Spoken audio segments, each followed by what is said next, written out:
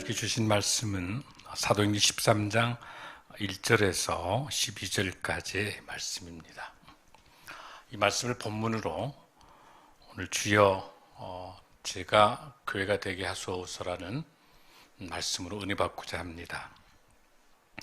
프랑스 파리의 북쪽으로 한 30km 정도 가게 되면 그곳에 오베르시르우아즈라고 하는 그 교회가 있습니다.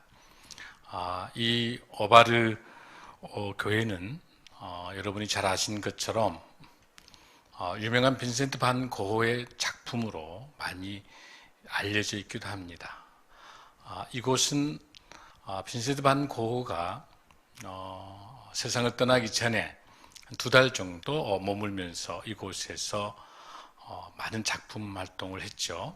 여러분이 잘 아는 별이 빛나는 밤도 있고, 그런데 이 오베르 교회라고 하는 이 교회의 이 그림은 한쪽으로는 그 교회의 좌우로 나눠진 길인데 공동묘지로 가는 그 길이 있고요. 그리고 동네로 들어가는 그런 길들이 있는데 교회로 가는 길들이 막혀져 있습니다. 그리고 이 그림은 앞쪽에서 보게 되면 문이 보이지 않죠. 사실 뒤쪽에 있겠죠. 문이 닫혀져 있는 모습을 그리고 있습니다. 그리고 빈센트 반 고흐가 그리는 그림의 특징 중에 하나는 별이 빛나는 밤도 마찬가지죠. 아름다운 그 건물, 주택가는 별빛을 받아서 등불이 보이죠. 그러나 교회는 깜깜합니다. 이거 오베르교도 마찬가지입니다. 교회가 깜깜합니다.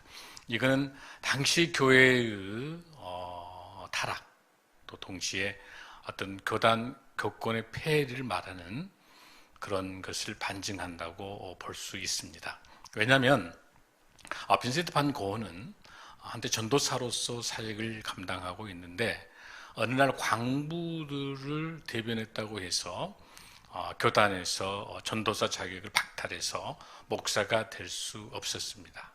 그러나 빈센트 반 고흐는 동생 데오에게 수많은 편지를 쓰면서 성경 구절을 자꾸 인용하고 또 그곳에서 메시지를 강조하곤 했죠. 잘 알다시피 빈센트 반 고흐는요, 여러분 누가복음 15장에 있는 탕자의 비유를 늘 묵상을 했었고 또 동시에 고린도 후서 6장 10절의 말씀을 자주 암송했던 기절이기도 합니다. 근심하는 자 같으나 항상 기뻐하고 가난한 자 같으나 많은 사람을 부유하게 하고 아무것도 없는 자 같으나 모든 것을 가진 자로다라는 그 말씀을 늘 묵상했었습니다. 이러한 배경에는 그 병약하고 또 굉장히 어려운 경제적인 어려움과 고난과 역경들 속에서도 하나님을 통해서 빛을 찾으려고 했던 그 모습을 잘 알 수 있죠. 그래서 이렇게 고백을 합니다. 동생에게 테오에게 썼던 동생 테오에게 쓰던 편지 중에서 박제된 죽은 하나님이 아니라 살아계신 하나님, 우리로 하여금 거절할 수 없는 힘으로 변함없는 사랑을 향하여 나아가도록 하시는 분이다. 이렇게 편지에 쓰고 있죠. 성직자의 길이 맡겼던 이 빈센트 반 고흐는 그 교회의 그 닫혀있는 문을 통해서 세상과 소통하지 못하는 그런 교회의 모습들을 보여주고 있습니다. 그러면서 빈센트 반 고흐는 이렇게 고백합니다. 진정한 화가는 양심의 길 위에 있습니다. 화가의 영혼과 지성을 위해서 붓이 존재합니다. 화가는 캔버스를 두려워하지 않습니다. 이 그림을 통해서 화가의 열정과 헌신을 이곳에 담았던 거죠. 그래서 불이 꺼져 있는 그의 모습을 보고 또 이 오베르 교회의 이 모습을 통해서 마지막 작품 속에서 빈센트 반 고흐는 교회가 어디 있는지, 즉 내가 진정한 교회로서의 나의 모습이 있는지를 잘 표현할 수 있는 그런 작품이라고 우리가 볼 수가 있습니다. 오늘 본문에서 우리가 방금 우리가 봉독했던 내용처럼 이 사도행전 13장은 전체적으로 사도행전 전체 28장 중에서 1장에서 7장까지 중심으로 예루살렘을 중심으로 한 베드로의 중심, 교회의 그 기초를 설명하고 있고요. 그리고 8장에서 12장까지는 유다와 사마리아 지역을 중심으로 한 베드로 그리고 빌립을 중심으로 교회가 기반이 서서 이제 확장되기 시작하는 상태죠. 그리고 오늘 본문에 있는 이 사도행전 13장에서부터 28장까지는 땅끝이라고 하는 그 흩어져 있는 사람들, 그 땅끝까지 복음을 전하는 사역에 사도 바울을 중심으로 한 교회의 확장, 또 교회를 통한 하나님의 이방 선교를 잘 설명하고 있는 것이 사도행전 13장에서 28장까지인데 오늘 본문의 제 13장은 바로 드디어 이방 선교를 중심으로 한 안디옥 교회에서 바나바와 사울을 선교자로 세우는 그러한 역사적인 교회사적으로 선교서 역사적으로 아주 중요한 이 본문을 우리가 가지고 있습니다. 먼저 본문을 보면 먼저 안디옥 교회의 선지자들과 교사들이 있으니 곧 바나바와 니게르라 하는 시므온과 구레네 사람 루기오와 분봉한 헤롯의 젖동생 마나인과 및 사울이라 이렇게 되어 있습니다. 그러니까 이 안디옥 교회는 이미 흩어져 있는 많은 사람들을 통해서 건물의 교회가 아니죠.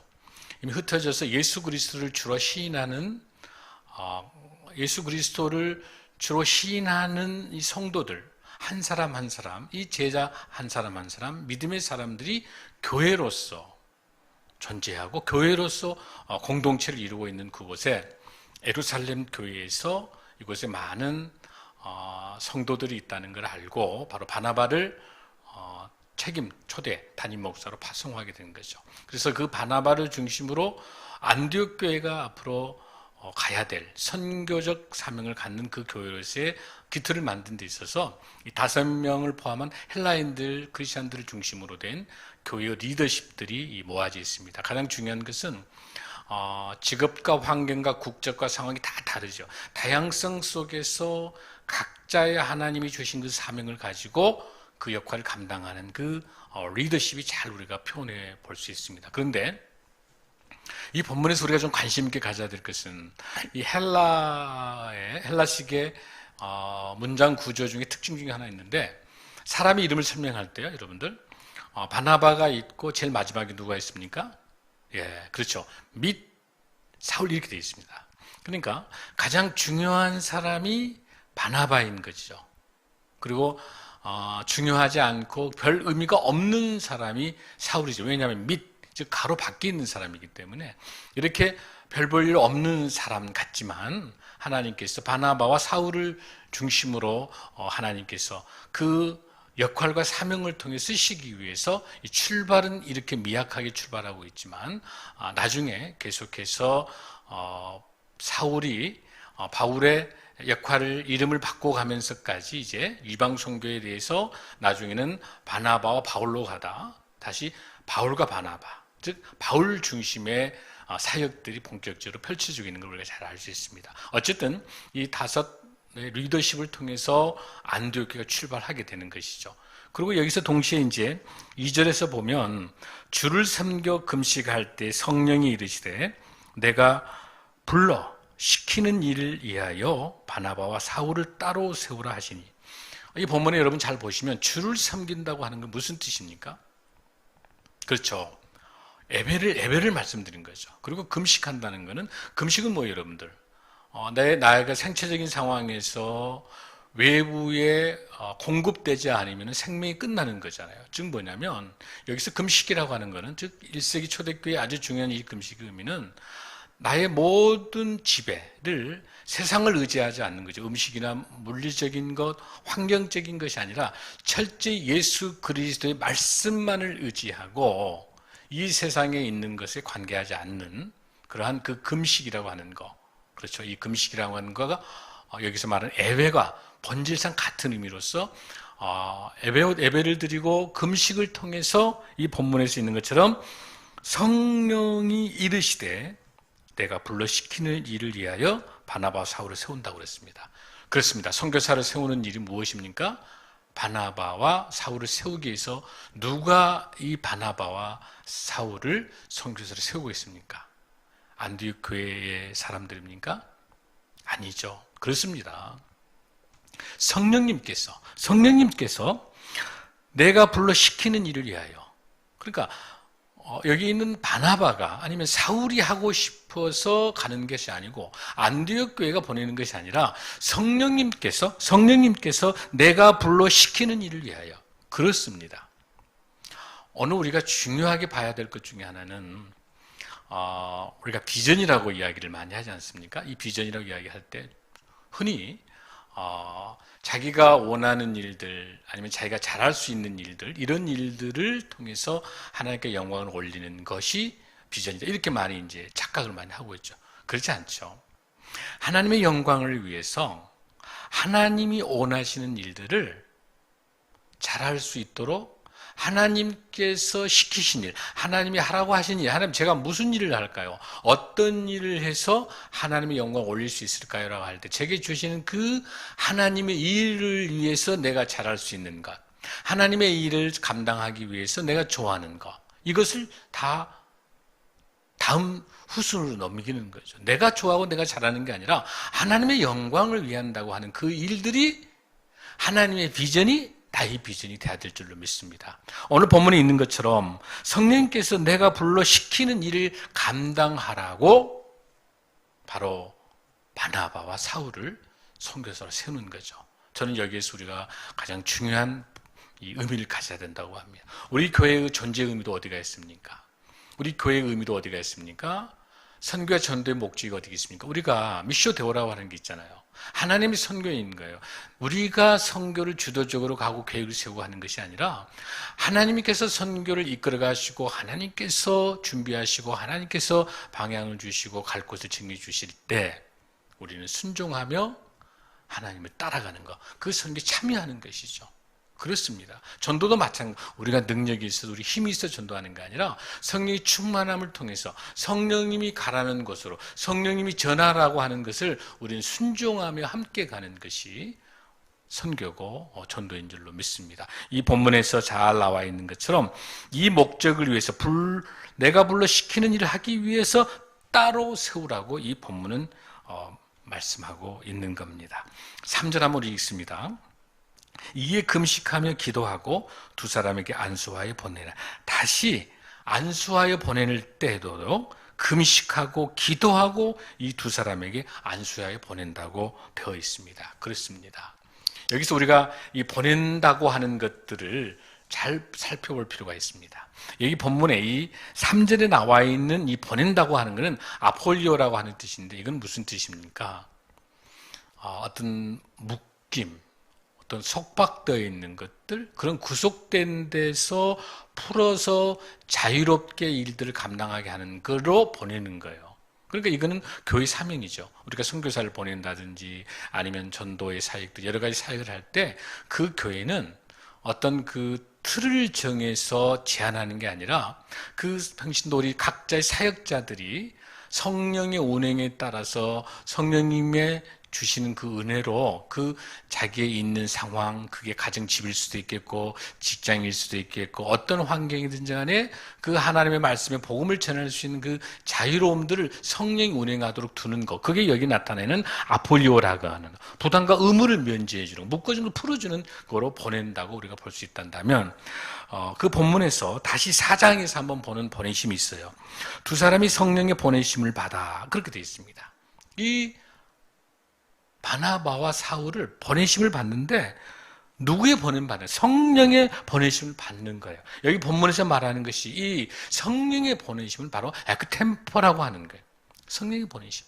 이건 철저하게 성령님께서 보내시는 것이죠. 그러니까 3절과 4절의 보내심은 조금 더 의미가 다른 거예요. 그러나 중요한 맥은 뭐예요, 여러분들? 성령이 보내는, 성령님이 보내시고 성령님이 주관하시고 성령님이 이끌어 가시는 그러한 보냄을 받는 것이죠. 그렇게 하기 위해서는 우리는 세 가지 단계를 밟아야 되는 겁니다.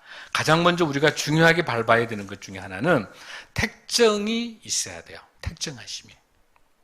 먼저 하나님께서 우리를 택해 주셔야 되는 것이죠. 갈라디아서 1장 15절에 보면 내 어머니의 태로부터 나를 택정하시고 그의 은혜로 나를 부르신 이가 이렇게 돼 있어요. 어머니의 태로부터 나를 택정해 주시는 겁니다. 이렇게 나를 택정해 주시는 거죠. 그러면 그 택정함을 통해서 우리가 뭐 하게 되죠? 부르심을 받는 거예요. 로마서 1장 1절에 보면 예수 그리스도의 종 바울은 사도로 부르심을 받아 복음을 위하여 택정함을 입었으니 택정함을 받고 그 다음에 부르심을 받는 거죠. 자, 부르심을 받는 다음에 마지막 단계는 뭡니까? 그렇죠. 파송되는 거죠. 파송받는 거죠. 즉 보내심을 받는 겁니다. 오늘 본문에 있는 우리가 사도행전 13장 3절에서 4절 한번 우리가 읽어보면 이에 금식하며 기도하고 두 사람에게 안수하여 보내니라. 4절에 두 사람이 성령의 보내심을 받아 실루기아에 내려가 거기서 배를 타고 구부로에 가서 즉 1차 전도여행, 1차 선교여행 이 과정을 성령의 보내심을 받는 거죠. 이 보내심을 받는 거예요. 그래서 우리가 이렇게 택정함을 받고 부르심을 받고 보내심을 받기 위해서 성령의 충만함이 있어야 될 줄로 믿습니다. 여러분 성령의 충만함이란 건 뭡니까? 그렇습니다. 여러분 술 취하지 말라 이는 방탕한 것이니 너희는 성령의 충만을 받으라고 하는 거. 거기서 술과 성령이 같이 있는 건 뭐예요 여러분들? 술은 뭡니까 여러분들? 방탕하게 되는 거. 그건 뭡니까? 교만하게 되는 거죠. 또 이거 패망이죠. 죽음이죠. 왜 그렇습니까? 술이 지배하고 있기 때문에. 성령이 충만하면 성령의 지배를 받는 것이고요. 성령의 지배를 받는 것은 하나님의 통치에 받는 거죠.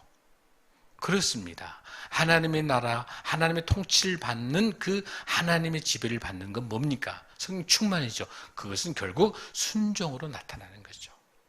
순종입니다. 우리에게 가장 큰 죄악이 뭡니까? 가장 큰 죄악은 물론 살인하고 나쁜 짓 하는 거 다 죄죠. 큰 죄죠. 그러나 가장 큰 죄는 여러분 교만입니다. 교만하면 하나님 말씀이 들어오지 않고요. 기도하지 않습니다. 찬양하지 않습니다. 교만하게 되면 나의 의와 나의 자랑, 나를 중심이죠. 모든 게 주어가 나가 되는 거죠. 진정한 하나님의 사람은 정말 겸손하게 늘 나의 육신을 지우고 비고 영이 채워질 수 있는 그런 사람. 그게 하나님의 사람인 줄을 믿습니다. 그러면 오늘 이 본문에서 여러분들 이 안디옥 교회가 갖고 있는 특징 중에 이 교회라는 단어를 우리가 잘 봐야 됩니다. 여러분 교회라고 하는 뜻이 무슨 뜻이죠 여러분들? 그렇죠. 우리가 에클레시아라고 교회를 우리가 이야기를 하지 않습니까? 여러분 에클레시아. 에크라고 하는 것은 뭐뭐로 붙어라는 뜻이죠. 그 다음에 여러분 칼레오라는 것은 부르다의 뜻인데 에클레시아는 뭐예요? 하나님이 세상으로부터 불러낸 것. 하나님이 세상으로부터 불러낸 우리 신자들의 거룩한 모임을 교회라고 말할 수 있습니다. 그러니까 하나님의 목적을 위해서 하나님께서 쓰시기 위해서 하나님께서 불러내는 거룩한 하나님의 성도들이 되는 것이죠. 그러니까 우리가 교회를 다닌다라고 하는 것은 의미가 없는 거예요. 교회를 다니는 것 가지고는 변화될 수 없는 거죠. 철저히 우리 크리스찬, 예수 그리스도를 닮아가는 삶이라고 하는 것은 그 예수 그리스도를 닮아가는 삶, 그러려면 어때? 닮아가야 될 그 모델이 되는 예수님을 알아야 되잖아요, 여러분들. 뭘로 잘할 수 있습니까? 그렇습니다. 사복음서를 통해서 마태, 마가, 누가, 요한 사복음을 통해서 예수님이 누구신가를 우리가 충분히 알 수 있는 거죠. 예수님께서 우리 오셔서 첫 일성이 뭡니까? 회개하라. 천국이 갖고 왔다고 말씀하잖아요. 천국은 뭐예요, 여러분? 하나님 통치가 있는 거거든요. 하나님의 통치를 알게 되려면, 하나님의 통치가 지배하려면 뭐 해야 되겠습니까? 먼저 우리가 우리의 모든 죄악들을 회개하는 것이죠. 예수님 왜 오셨습니까? 우리 죄를 대신해 십자가 돌아가시기 위해서 오셔서 우리에게 죄를 씻어주시고 우리를 믿음의 구원으로 역사를 우리를 세워주신잖아요. 예수님 부활하실 때도 어찌셨어요? 그렇습니다. 성령 받아라. 성령이 운행할 때 성령 받게 되면 어때요 여러분들? 평안하는 거예요. 우리의 환경과 상황과 여러분의 직장과 사업과 환경들 녹록지 않잖아요. 우리가 평안이 있을 수 없어요. 세상은 어떤 것도 우리의 평안을 줄 수가 없는 거죠. 오직 평안은, 진정한 평안은 우리 예수 그리스도 주님이 주신 평안만이 진정한 평안일 줄로 믿습니다. 그리고 부활하실 때도 어찌셨어요? 우리에게 땅끝까지 복음을 전하라 말씀하신 명령이거든요. 우리가 성령의 권능을 주시겠는, 우리가 땅과 하늘의 권세, 권능을 주시는 거예요, 하나님께서. 그 주신 힘으로, 그 성령의 힘으로 우리가 어디에서 출발합니까? 예루살렘과 유다와 사마리아 땅 끝까지 증인된 삶을 살라고 말씀하십니다. 그렇습니다. 우리에게 주신 그 예수 그리스도의 사역을 우리가 잘 알고, 그 알고 난 다음에 우리가 어떻게, 그러면 성령님께서 어떻게 역사하고 계시는지, 어떻게 우리의 마음의 성전을 중심으로 한 우리 각자 하나하나의 우리 성도들, 우리 삶들이 하나하나의 교회로서 이 교회가 어떻게 이루어졌는지, 그걸 잘 알 수 있는 게 사도행전이지 않겠습니까? 사도행 28장까지 있지만 사도행 29장은 우리가 각자가 제자의 된 삶을 살고 성도의 온전한 삶을 살면서 우리가 예수 그리스도를 닮아가는, 즉 우리 예수님이 우리 교회의 머리고 우리가 지치기 때문에 우리 하나하나가 교회가 돼서, 진정한 성전 교회가 돼서 하나님의 나라를 이 땅에 오게 하는 그 진정한 교회의 모습을 보여주는 거죠. 여러분, 교회는 건물이 아니잖아요, 여러분들. 여러분, 학교 건물이 다 학교가 아니잖아요.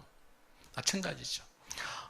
LA에서 모자이크 교회가 있습니다. 그 교회에서는 어운 목사님께서 기도하신 가운데 이 교회의 사역을 위해서, 청년 사역을 하기 위해서 이 교회가 어떤 방향으로 갈까 하는 가운데 성령님께서 주신 게, 우리 청년들을 가장 가까이 할 수 있는 것이 어딜까라고 하는 생각에 바로 LA에 있는 도심가에 있는 그 나이트클럽, 그 나이트클럽을 임대한 거예요. 그 건물을 팔고요. 그래서 어느 날 이제 동료 목사가 와서, 아니 목사님, 왜 그 좋은 교회를 왜 팔고 왜 그런 나이트클럽 같은데 거기 가서 어떻게 예배를 드릴 수 있습니까? 이 목사 이렇게 얘기합니다. 목사님, 저희들은요 교회를 팔지 않았습니다. 교회 건물을 팔았습니다.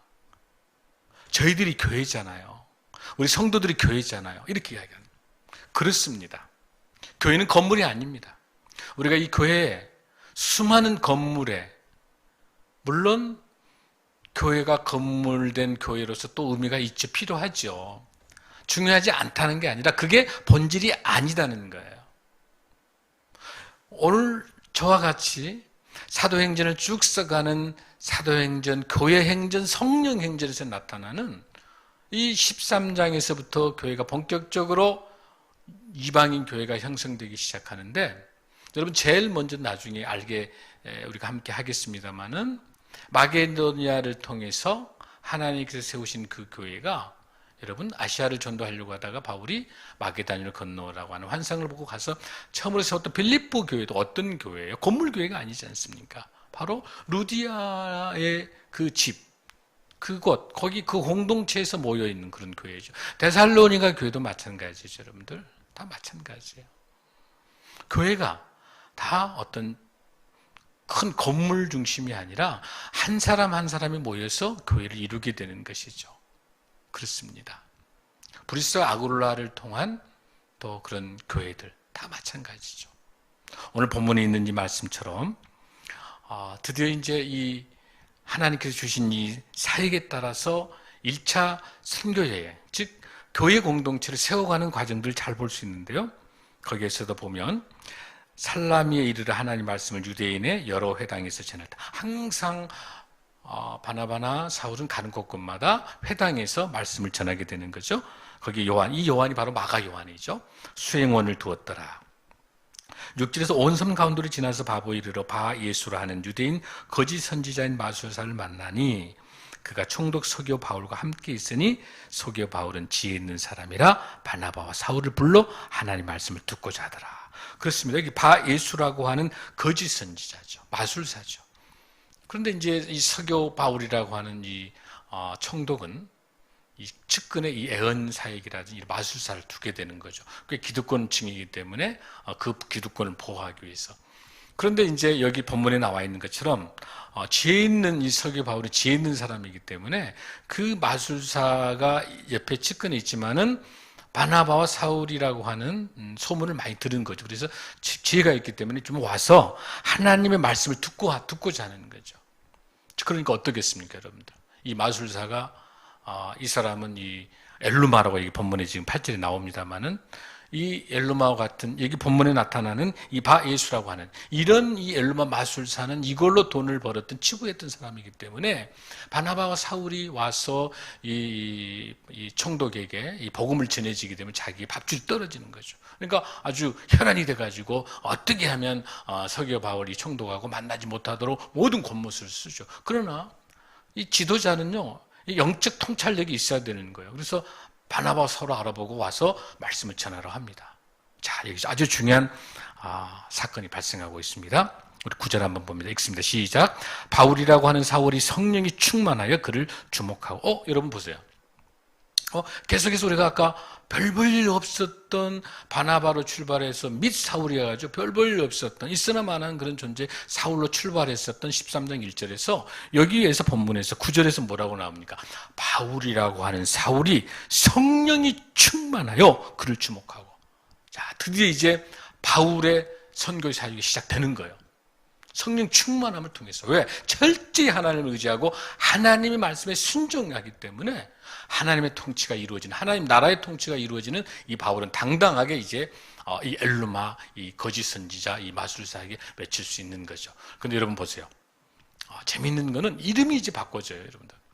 우리가 한때 사울이 변해서 바울이 되고 이렇게 이제 이야기 어릴 때 여러분들 들으신 적이 있겠습니다만은 그게 아니고 이 사울이라고 하는 이름은 여러분 유대인들에게, 그러니까 히브리어죠. 그런데 큰 자죠. 그런데 바울은 이방 선교, 안디옥 교회가 무슨 교회죠, 여러분들? 이방인 교회잖아요. 이방인 교회이기 때문에 헬라 사람들, 많은 개종된 많은 헬라 사람들 중심으로 이방인들을 선교하고 전도해야 되기 때문에 이름을 바꾼 거예요. 뭐로 바꿔졌습니까? 바울로 이름 바꿔진 거죠. 같은 사람이에요. 뭐 은혜 받아서 사울이 바울 되고 바울이 사울 되고 그게 아니라 철저히 그 문화와 언어를 통한 그 헬라 중심의 유대인들이 개종되는 유대인들, 헬라는 개종된 그 많은 유대인들을 위해서, 즉 이방인들을 위해서, 유대인들 때는 사울이지만 이방인들을 위해서, 헬라 사람들을 위해서 바울로 이름이 바꿔지면서 바로 여기서 성령 충만하여 그를 주목하고 이야기하고 있습니다. 10절에 이르되 모든 거짓과 악행이 가득한 자요.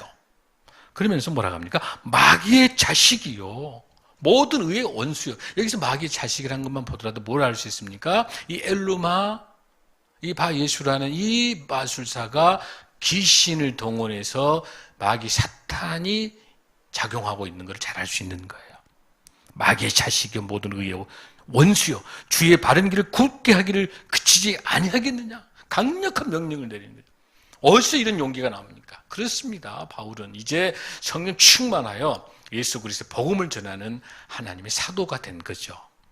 그러면서 보라 이제 주의 손이 내 위에 있으니 네가 맹인이 되어 얼마 동안 해를 보지 못하리라니 즉시 안과 어둠이 그를 싹 덮어 인도할 사람을 두루 구하는지라. 보세요 여러분들. 여기서 우리가 잘 봐야 될 것 중에 하나는 성령 충만하기 때문에 바울이 명령함으로 인해서 맹인 돼버린 거예요. 눈을 보지 못하는 거죠.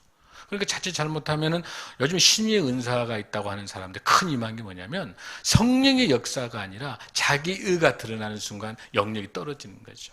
여기도 맹인되는 이 기적도 바울은 뭐라고 이야기합니까? 주의 손이 네 위에 있으니. 철저히 예수 그리스도 이름으로 명한 원입니다. 그렇습니다. 우리가 앞으로 사역하고 우리가 복음 전도와 선교 모두 우리 사역들, 우리가 지금 엘드림 노인대학이라든지 우리 해돈노마을 통해서 어려운 분들을 많이 섬기고 있고 월드뷰티 핸드나 여러 가지 많은 사역들이 있는데 이 사역들이 예수 그리스도 이름으로 해야 성령이 역사할 줄로 믿습니다. 우리의 능력과 우리 힘으로 불가능합니다. 지칩니다. 할 수 없습니다.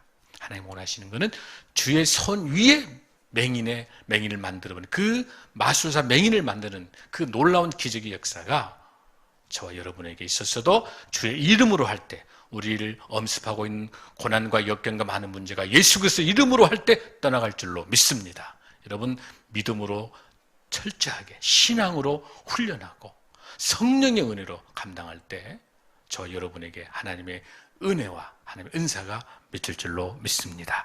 그러고 난 다음에 드디어 이제 12절에 이에 총독이 그렇게 되는 것을 보고 믿으며 주의 가르치심을 놀랍게 여기니라. 여러분 지금 이 장소가 어떤 장소입니까?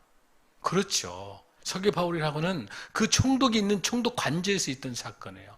이 엘르마가 이렇게 얼른거리면서 계속 방해하니까 명령하면서 맹인이 되어버렸던 걸, 그것을 현장에서 총독이 보고 난 다음에 놀라운 그 기적 속에서 하나님 앞에 무릎을 꿇습니다.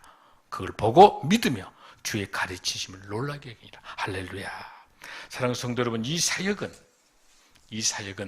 13장에서부터 이제 시작을 해서 하나님께서 써가나는 이 사도행전의 이 역사가 바울을 통해서 놀랍게 교회를 세워가고, 그 교회를 세우고 그 교회 속에서 많은 영혼을 구원하는 그런 역사가 계속해서 28장까지 써나가고 있습니다.